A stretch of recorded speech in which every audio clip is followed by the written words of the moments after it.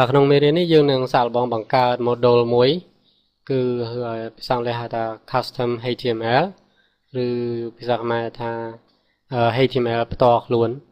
យើងនឹងបង្កើតវាជាអត្ថបទដ៏ខ្លីមួយដូចជាស្វាគមន៍សម្រាប់អ្នកទេសនាគេរបស់យើងនិងបង្ហាញអំពីការស្រឡាញ់ចូលចិត្តភាសាខ្មែររបស់យើង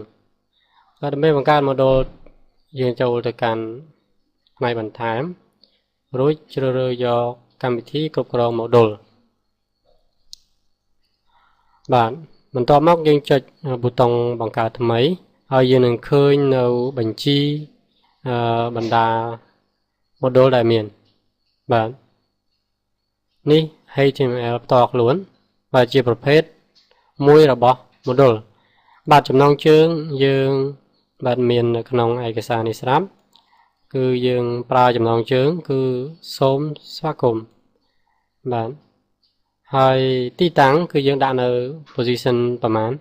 យើងអាចវាយថា position 7នៅកន្លែងនេះក៏បានដែរហើយដើម្បីជៀសវាងកំហុសយើងអាចជ្រើសរើសហើយយើងជ្រើសតាមប្រភេទពុម្ពដែលយើងប្រើគឺពុម្ពណាពុម្ព B20 បាទទីតាំងដែលយើងចង់ដាក់គឺ position 7បាទ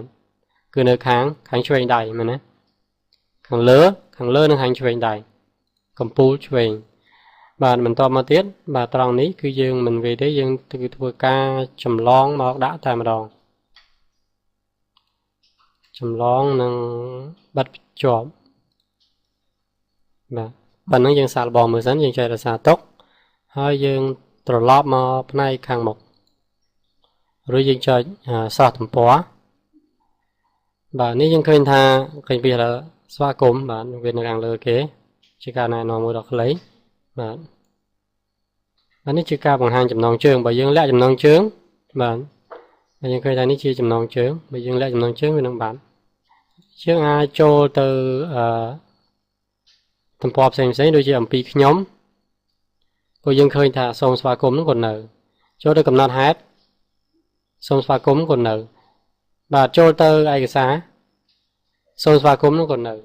វាហាក់បីដូចជាយើងស្វាគមន៍ហួសហេតុវិញមែនទេស្វាគមន៍គ្រប់ទំព័រអញ្ចឹងនៅមេរៀនក្រោយយើងនឹងបង្ហាញអំពីការចាត់តាំង module ទៅកាន់ទំព័រណាមួយឬក៏ទៅកាន់គ្រប់ទំព័រ